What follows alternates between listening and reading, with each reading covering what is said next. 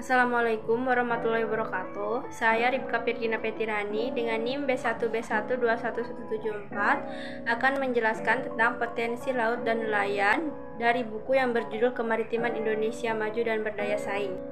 Yang pertama adalah Negara Maritim Republik Indonesia. Secara historis, Indonesia dan maritim memang tidak dapat dipisahkan satu sama lain. Indonesia merupakan sebuah negara kepulauan dengan 2/3 luas lautan lebih besar daripada daratan.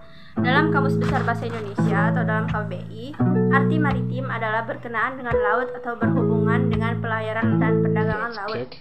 Sedangkan kemaritiman adalah hal-hal yang menyangkut masalah maritim. Dengan demikian, negara maritim adalah negara yang dikelilingi oleh daerah lautan atau perairan yang lebih luas dari daratannya. Selanjutnya, Indonesia bangsa penjelajah bahari. Sebagai negara maritim, Indonesia tercatat memiliki suku bangsa penjelajah bahari dengan kehidupan yang sangat dekat dengan laut. Yang pertama adalah suku Bugis dan Makassar. Dikenal dengan pelaut ulung dari Sulawesi Selatan, mereka melakukan perdagangan antar negara berabad silam dengan ciri khas berlayar dengan kapal. Lalu yang kedua adalah suku Bajo. Suku Bajo dikenal dengan pengembara perairan Nusantara dan bergerak menempati Taman Nasional Kepulauan Togian, Sulawesi Tengah dengan tersebar di setiap provinsi di Sulawesi. Lalu yang ketiga adalah suku Biak yang mempunyai julukan Viking dari Indonesia dan berasal dari Pulau Biak atau Papua. Lalu yang keempat adalah suku laut. Suku laut ini merupakan suku bangsa yang bertempat tinggal di perahu dan pengembara laut dengan wilayah tinggal di perairan Provinsi Kepulauan Riau dan sekitarnya, serta mata pencaharian utama mereka adalah sebagai nelayan tradisional. Yang ketiga adalah potensi besar laut Indonesia. Indonesia merupakan negara maritim dengan potensi dan kontribusi perikanan yang signifikan bagi dunia. Tak hanya menjadi habitat bagi berbagai spesies ikan, Laut Nusantara juga menjadi tumpuan hidup masyarakat dengan berbagai jenis usaha. Indonesia memiliki garis pantai terpanjang kedua setelah Kanada dengan 17.499 pulau serta bergaris pantai sepanjang 81.000 km.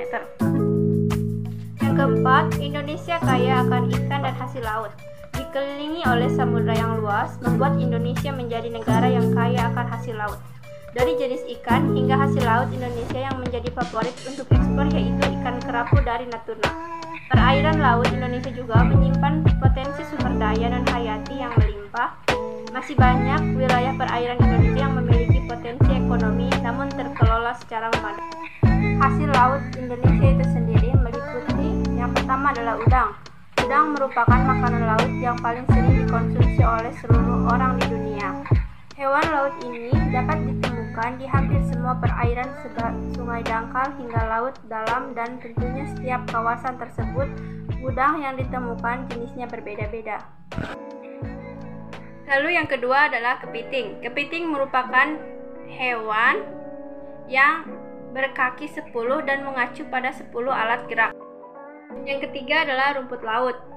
Indonesia memiliki 550 jenis varian rumput laut bernilai ekonomis tinggi dari sekitar 8.000 jenis yang ada di dunia.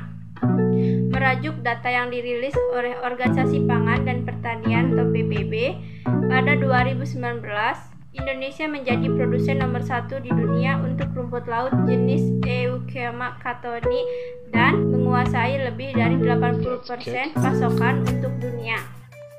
Yang terakhir adalah ikan. Potensi lestari sumber daya perikanan tangkap laut Indonesia mencapai sekitar 6,5 juta ton per tahun dengan tingkat pemanfaatan mencapai 5,71 ton per tahun. Berdasarkan data 2009, produksi ikan tangkap Indonesia menempati urutan ketiga di dunia setelah Cina dan Peru. Sedangkan produksi ikan budidaya Indonesia menempati urutan keempat setelah Cina, India, dan Vietnam. Yang terakhir adalah gali potensi pulau tak berpenghuni.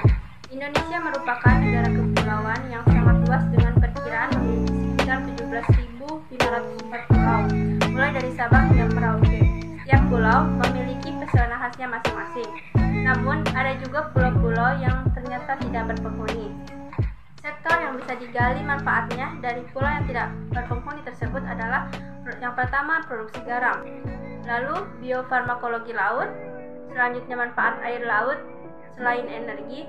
Yang keempat adalah wisata bahari dan pemasangan pipa dan kabel bawah laut. Sekian dari saya. Terima kasih. Wassalamualaikum warahmatullahi wabarakatuh.